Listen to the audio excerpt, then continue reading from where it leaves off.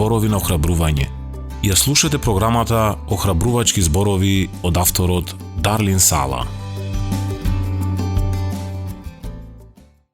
Кога Бог повикува, одговори.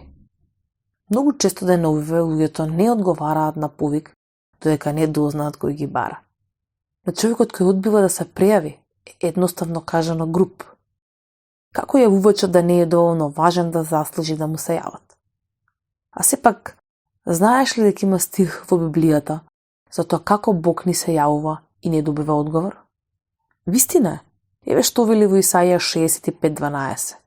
Зашто ве викав, а вие не одговаравте? Зборував, а вие не слушнавте? Колку тажно!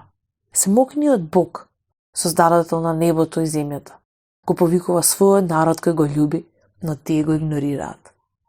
Ниту му одговараат, ниту слушаат што вели.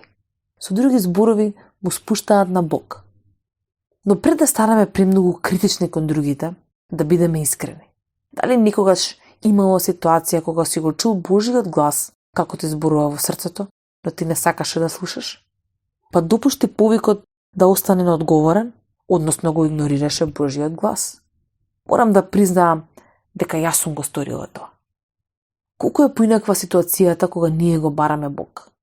Истата глава од Исаија Бог вели: е пред тие да повикаат, јас ќе одговорам. Тие уште ќе говорат, а јас веќе ќе ги чујам. Стих 24. Вау! Кога го повикуваме Бог, тој одговара пред да го повикаме. Тој не слуша. Не се однесува кон нас како што понекогаш ние се однесуваме кон Него.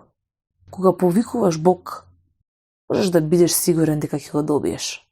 Во Псалм 18:6 Давид ни вели: во својата неволја го повикав Господа и извикав по својот Бог. Тој го чу мојот повик од својот храм и моето викање стигна до неговите уши. Нема автоматска секретарка. Нема рецепционер кој го презема повикот. Твојот повик доаѓа директно во Божјите уши. Размисли за тоа следниот пат, кога ќе почувствуваш дека Бог ти зборува. Биди љубезен и одговори на неговиот повик. Ја слушнавте програмата Охрабрувачки зборови на македонски јазик од авторот Дарлин Сала.